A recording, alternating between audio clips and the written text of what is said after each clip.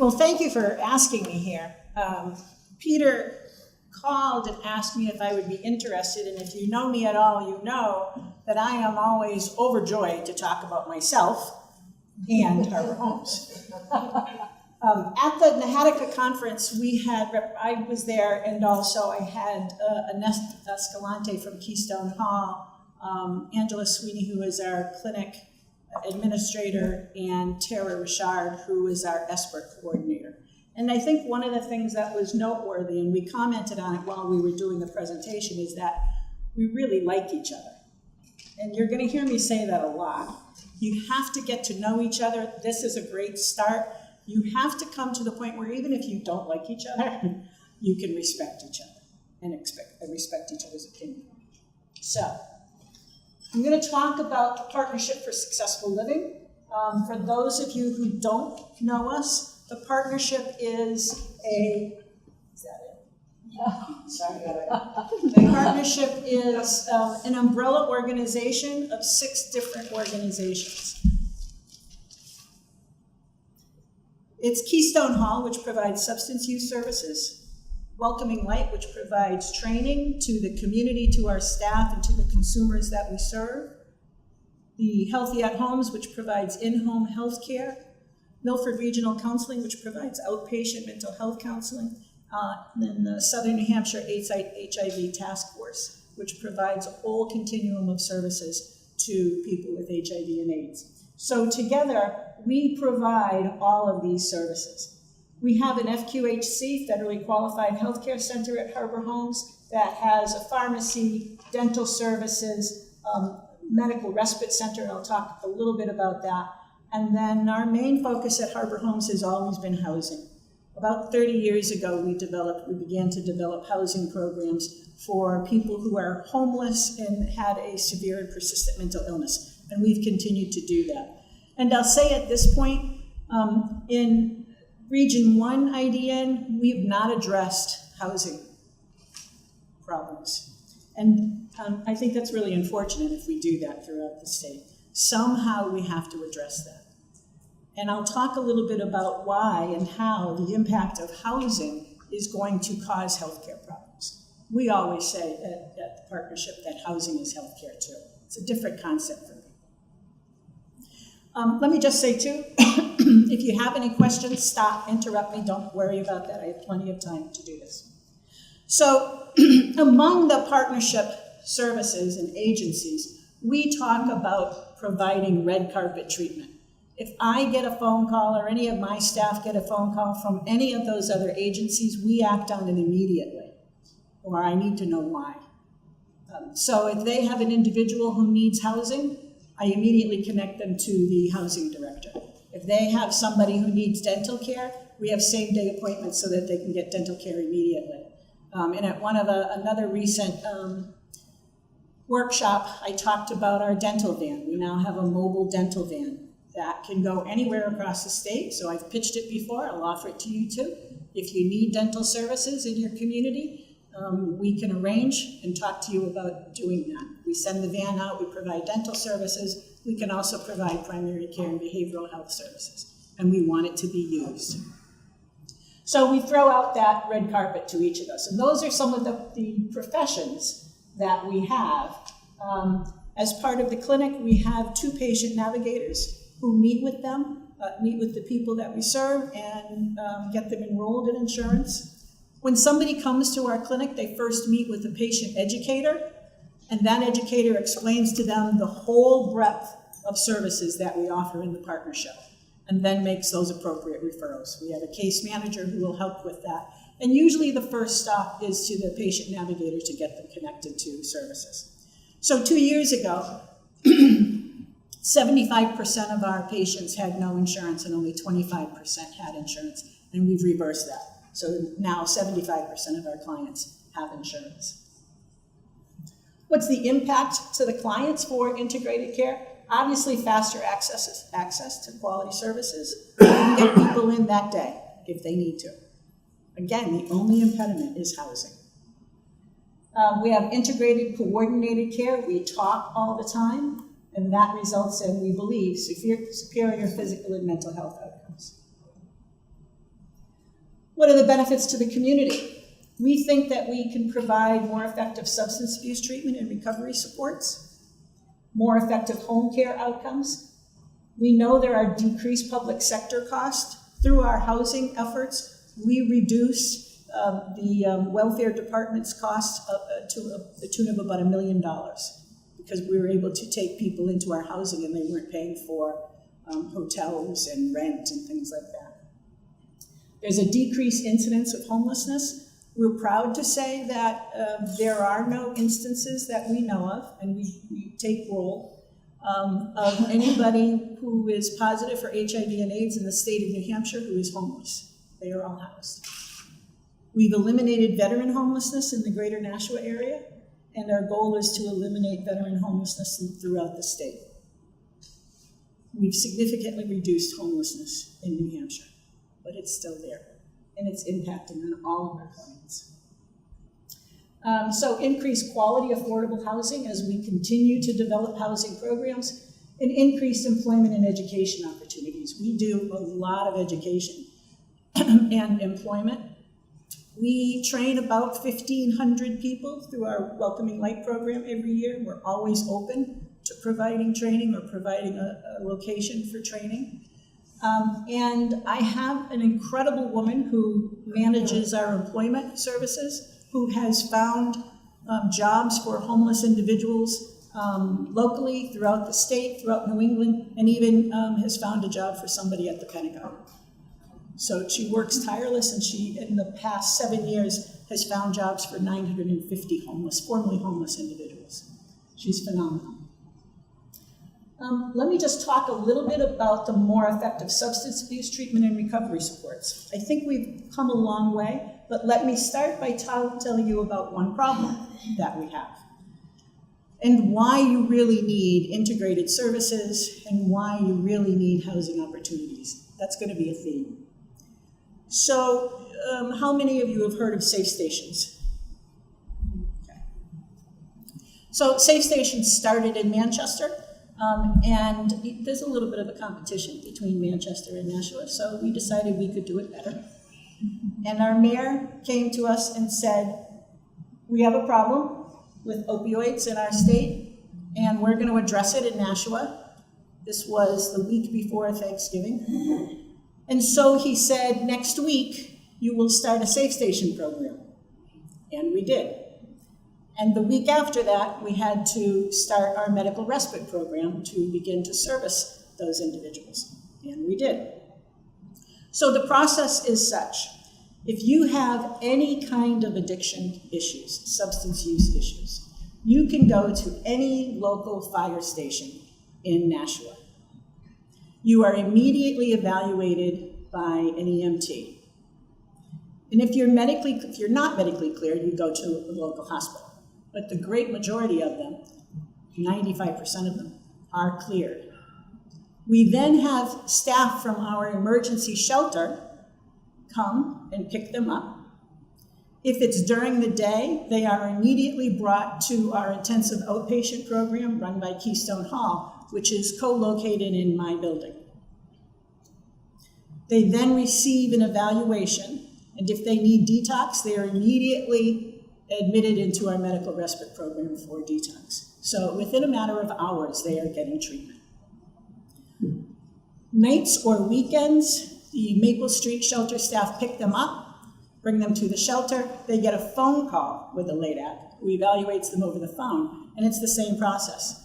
If they need detox, they immediately are brought to the medical respite center, regardless of the time. If they don't need medical detox, then they're evaluated for either an intensive outpatient program, a partial hospitalization program. Those are both located in our building. Or if they need residential care, then they can stay at the medical respite or in the emergency shelter until a bed is open. Here's where the problem is. So somebody comes into medical respite and they go through detox, and now they may have to wait 3 or 4 days for residential care. But if they don't need residential care, what if they only need IOP, intensive outpatient program, or a partial hospitalization program? We're going to discharge them from medical respite. And where do they go?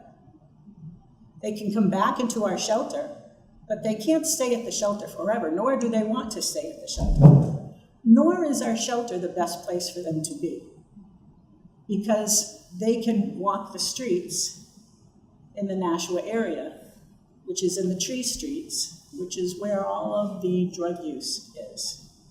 If we had a housing program, we could put them into the housing program and they could really begin their recovery. One example of how housing impacts healthcare. So this is couple of the pictures of our healthcare center. It's never looked that uncluttered since then. We provide acute, chronic, and preventative care. We provide behavioral health care, including psychiatry. We have dental services, substance use disorder. We have a partial hospitalization program. As I said, we have a medical respite program. And on the next floor, we have an intensive outpatient program run by Keystone Hall. Health education, medication management, and enabling services such as outreach, benefit enrollment, care coordination, case management. So the bottom picture is our reception area. That is the nurses' station and some of the exam rooms, the top picture. If a new patient is brought into the clinic, they are immediately given the audit, the DAST, and the PHQ-9 to assess substance use and mental health issues. If something is determined by that score, the information is provided to their primary care physician, who does a brief intervention, screening, brief intervention, and a referral to treatment. If they think they need to see a specialist, 2 doors down from any primary care office is a licensed alcohol and drug counselor and a licensed behavioral mental health clinician, either a licensed social worker or a licensed mental health counselor, who drop everything and come into their session and can do further referral and treatment, very brief treatment. So it's immediately available, and we find that to be critically important. How do we integrate care? It's a warm, welcoming environment. As you all know, the most important people to any of your services are the people who greet people at the door, front desk. You need friendly people. It's a stigma-free access. Because we have all of these services basically in one location, nobody knows why they're coming into our building. They might be coming in because they need housing. They might be coming in because they need dental services. They might be coming in because of substance use services. They might be coming in because they have an addiction and they need medical respite or detox. But nobody knows why. They might be coming in to pay their bills. So there's no stigma to coming and receiving care through us. We educate patients at every step of the way about integrated care. These are the services that we're going to offer you, starting with the patient educator, the very first person they meet. These are all the services that we can offer you. What do you need? And that's critically important to find out what services they need that we don't provide. That's how we keep growing, is by learning what else is needed. And then we encourage discussion of all co-occurring barriers to health and well-being with the patient and among the staff. We have to build strong relationships between primary, medical, and social service providers. So we co-locate services whenever possible. We started off in 2009 in a 2-room, an office and an exam room with 1.5 staff. We now have over 45 staff in our medical clinic, and we've had to kick all of the administrative staff out of it because the building is now our healthcare for the homeless clinic. It's constantly expanding. So we try to make sure we have all of the services there, which is why we have dental, behavioral health, the intensive outpatient program, the partial hospitalization program, case management. We want people to be able to come and get the services they need. We have a pharmacy and Quest lab in our building because we know if you're dealing with homeless individuals and they leave your building, you may never see them again. So before they leave, we want to make sure they've picked up their medication prescription, their medication, and we want to make sure they get all of the labs that we've asked them for. And we do that by staff going there and doing a warm handoff. Yes, ma'am? I have a question. How do you get your dental services paid for since Medicaid? I mean, there's not a lot of coverage for it that I know of, and it's always an issue. We have some, the question is, how do we get our dental services paid? We have some grants that enable us to do that. We have a sliding fee scale. We provide free care if we have to. Because it's an FQHC for the homeless, we have to provide services regardless of the ability to pay. So we do a sliding fee scale. People might pay as low as $5 for it. We also have had a lot of donations of dentures, for example. We are not proud, we'll beg, and so we've approached dentists in the community who have provided us with denture supplies. And so sometimes people can pay for those dentures, or insurances might pay for those dentures, but we also have a denture lottery. So you submit into the lottery, and every month someone's name is pulled for a free set of dentures. So you have to be as creative as you can. We give those warm handoffs to the pharmacy, to the lab, to each other, to case management. It takes a little bit more time for a provider to end their session and walk somebody to the pharmacy, but you more than make up for it because they keep coming. The most important thing we do is develop relationships with our clients. That's how we've been able to reduce our no-show rate. We take some time and we develop those relationships. Shared care planning, there is one care plan for all of us. So we have an electronic medical record, you can go on and see whatever has happened with that patient. Critically important for us. And then we pay particular attention to transitions in care. So if someone has to go to the hospital, we make sure we follow up with that person. We send them information, we get it back. We now have as many of you are aware, we have a mobile crisis response team who is available 24/7 to handle crises. And if someone's going into the hospital, we don't just send an ambulance, we make sure we call the hospital and let them know the vitals of that person. So everything we do is accessible from every place we do it. There is no wrong door. If you come into High Street, which is where our clinic is, and you want services because you are positive for HIV, then we will help facilitate that transfer. Someone from that office might come over and meet you. We might call and schedule an appointment for you. We might provide transportation for you. We want to make sure that you get that service as quickly as possible. So in the partnership, we have served over 10,000 people annually. We now have 85 programs. When I started with Harbor Homes in 2005, we had 11 housing programs. We now have 52 housing, medical, educational, clinical services. And then the others are of the other programs. 375 employees, many specialty programs, and a sliding scale fee. So what's one of the impact? I know that you are believers in integrated care. And you've heard that it has a positive impact. This is evidence that we received from Southern New Hampshire Medical Center. This is not our data, this is their data.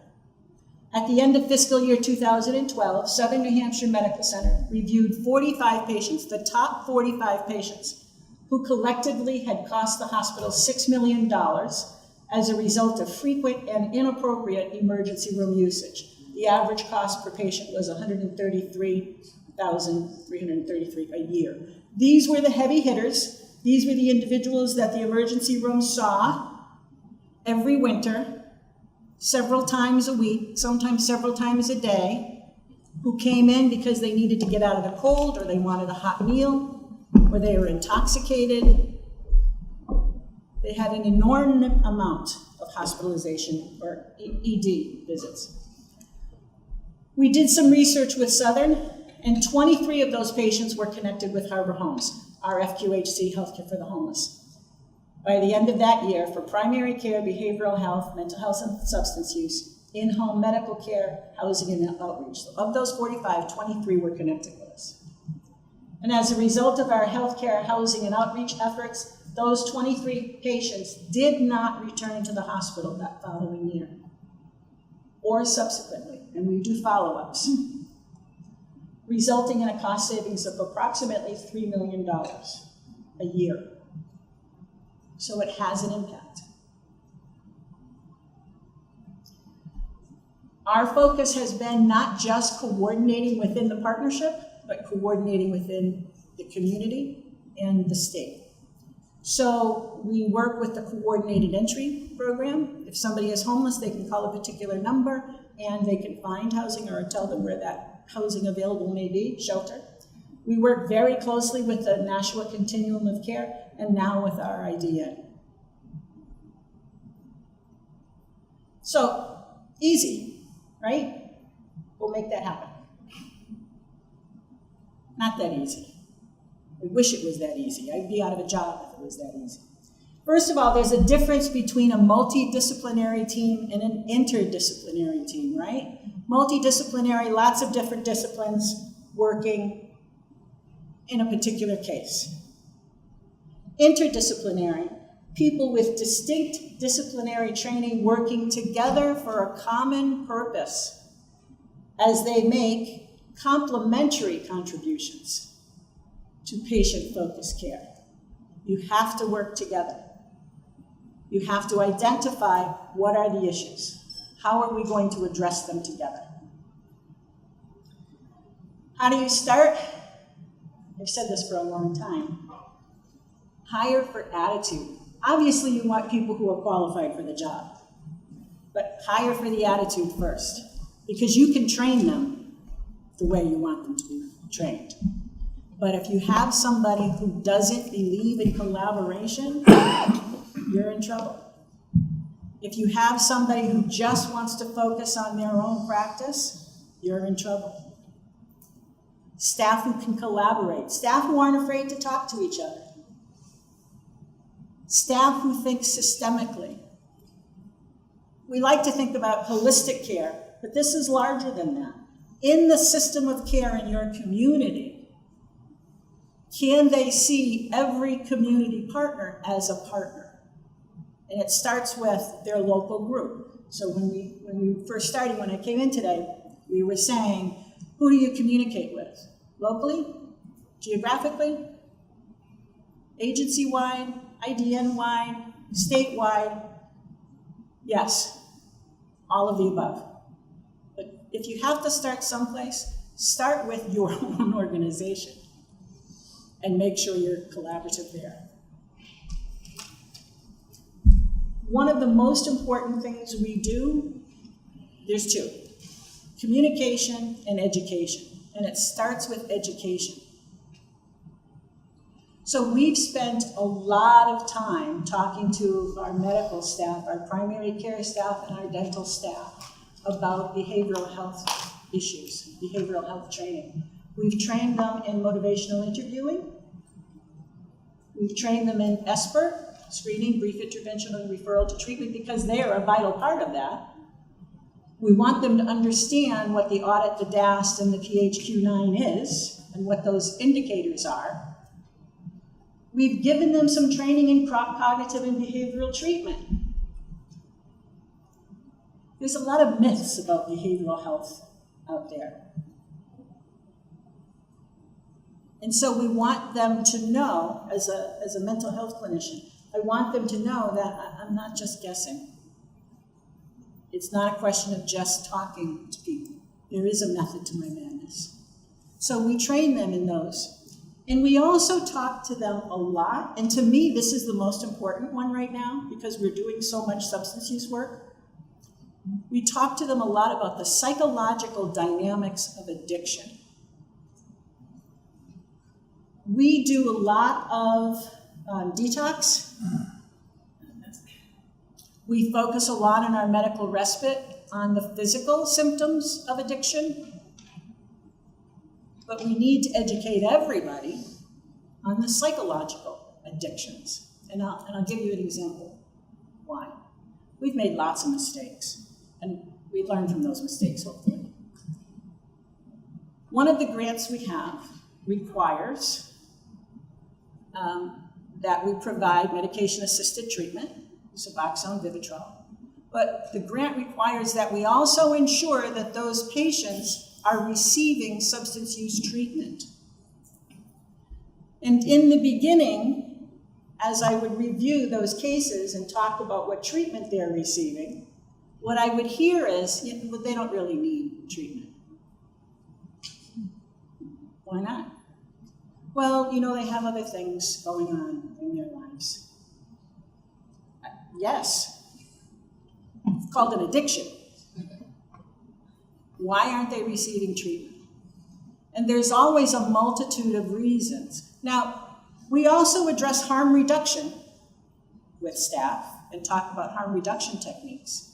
But it's hard to get across to people that just not using the substance is not treatment. It's hard to talk to people and help them to understand that the psychological dynamics of addiction mean, and I don't want to offend anybody, those individuals are not necessarily going to tell you the truth all the time. Not that they're lying. They're confabulating a lot of the time. And sometimes it's a defense. It's a coping skill. Because when you're talking about giving up substances, you are asking them to give up the most important relationship of their life. And so the way I've tried to get that across to the staff who aren't as educated in addiction is this. Who's the most important person in your life? And many of them will say their children. Okay. What if I, as your healthcare provider, I now told you could never see that child again, as of this moment? It's unfathomable. But that's what we do when we tell people, when we encourage people to not use. It's the most important relationship. They are convinced that there are benefits from this relationship. They understand the consequences. They understand the negative aspects too, but they're convinced there are positive attributes. We have to understand that if we're going to help them address their early recovery, that they're going to fight you. And sometimes you have to stay firm with some issues. Take what you can if it's going to help. If somebody is there for opiate addiction and they're insisting they're going to smoke marijuana, okay. But make sure we're addressing the issues. Incredibly important to talk about. Culture. Communication and education. You start with education. These are the things that we want you to know. Medical staff to behavioral health staff. Dental staff to behavioral health and medical staff. Behavioral health staff to the other components. Each of those 6 agencies that I talked to you about, each of them have their own culture. If you want to see a spirited discussion, talk about HIPAA and 42 CFR. And you will hear 6 different reasons why they can't share information. Huge cultural issue. So you have to educate. I talk a lot, I'm the privacy officer of Harbor Home, so I talk a lot about HIPAA and 42 CFR, to educate people, to let them see there are ways that you can communicate. There are certainly consents to treatment, there are authorizations to release information, there are business associate agreements, there are qualified service organization. Educate. And then communicate. And you're going to get pushback. So you have to be prepared to be very uncomfortable. And as much as we all like each other, we don't agree. And sometimes it gets a little testy. If they would only learn that I'm always right, it would make my life so much easier. So it's particularly hard, I think, when you think about the professional cultures. I'll speak only from the behavioral health standpoint, since that's who I am. We're special. You can't possibly understand the reasons why we do things. And it's a mystery, so it's hard for us to explain it to you, because really, it's all up here. Now, that's a gross characterization, I know. But you get those kind of cultural interpretations. Why won't you do this? Sometimes it looks like we're being difficult. And so I encourage, and we all should encourage, the different staff to ask those questions. Why? I'll give you an example.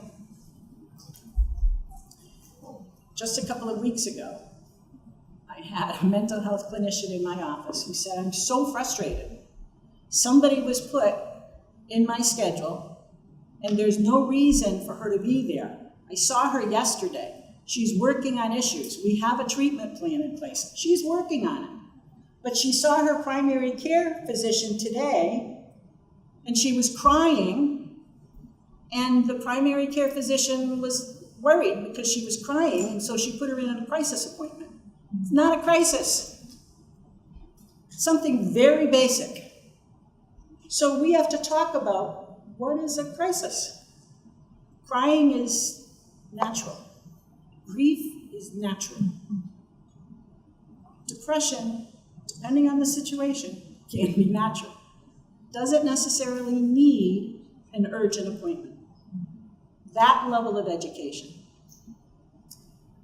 Develop your relationships now. This is a good start, as I was saying this morning. Talk among yourselves, talk in your community, talk among the agencies you work with. You don't have to like each other, but you have to be friendly and you have to be willing to listen to each other. Again, it sounds like we all happen to like each other in the Partnership for Successful Living, but we didn't always. Just like any other organization, there were tensions, there was territoriality, there were boundary issues, and we had to keep reminding ourselves why we're in this business. We're in it to provide the best care we can, and that means we have to talk to each other. So you develop those relationships now. Get buy-in from all of the staff and the most important people, the people you serve. Find out what they need from you. And then don't just have the discussions at the highest level. Get your frontline staff in. They're the first people that are seen. They need to agree. They need to understand. I'll give you another example. Not too long ago, we had a man come in who ran down our hall, ran back, bouncing back and forth. Came in and fell on the floor in the reception area, crying out for a medic. The perception of the front-end staff was that he was a combat veteran. That's what he had told them. He was a combat veteran with PTSD. They expected that he was having flashbacks, and they were frightened. Because we've all heard those stories, right, about dangerous combat veterans who go off. And so they called for one of the nurses who came in, hit the wall, and said, "Soldier, I'm a medic," and grabbed his hand. And he said, "Don't grab my hand, I'll bleed out." So she repeated again that she was a medic. And the front-end staff, again, very frightened. No behavioral health clinician was called.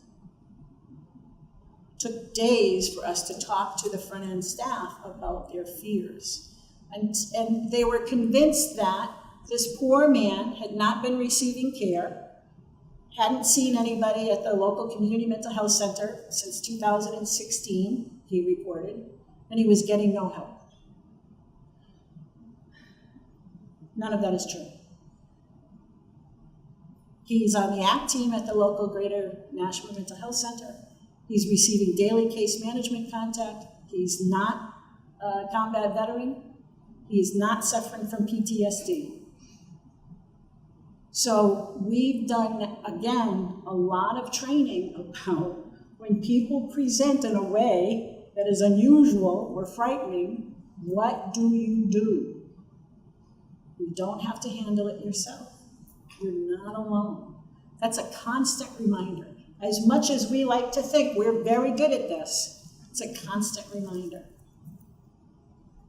I'd love to say that our staff stays in perpetuity with us, but they don't.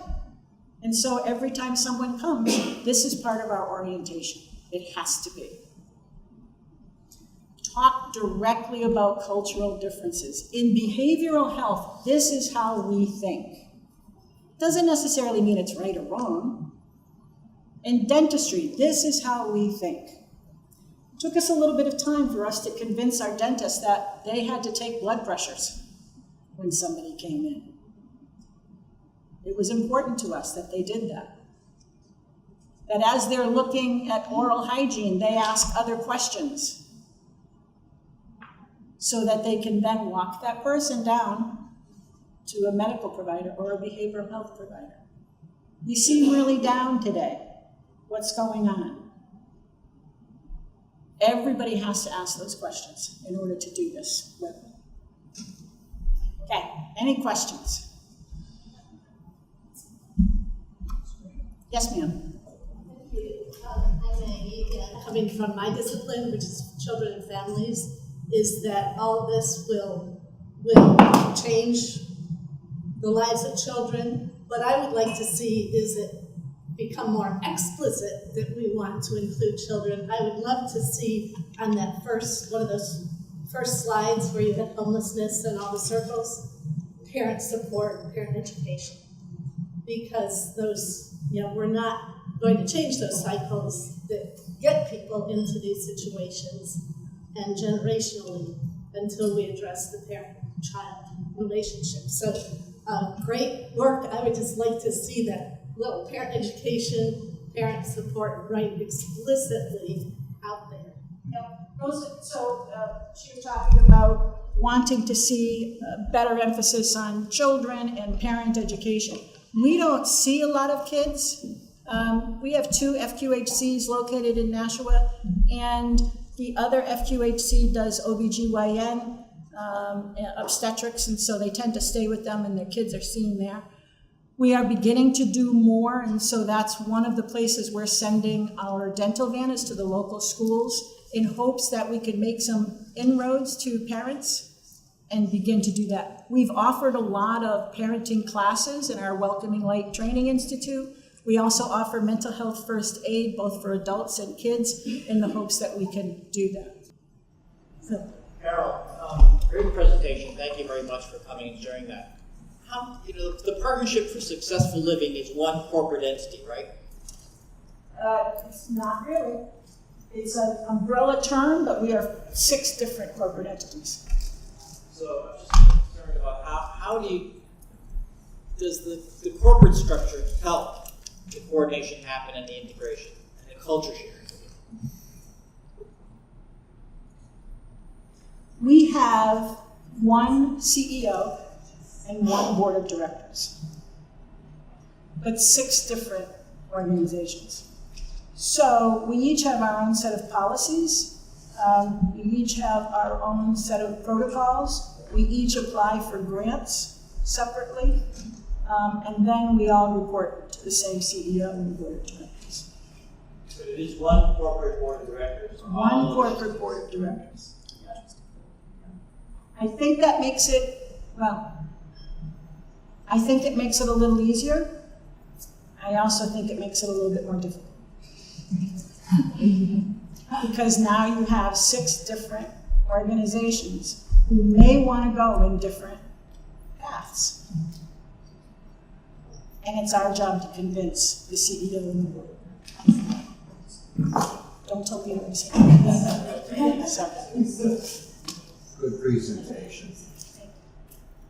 I'm the director of behavioral health court programs, which means we're getting the addicted people as well as those with mental health, and quite frankly, sometimes they're all the same.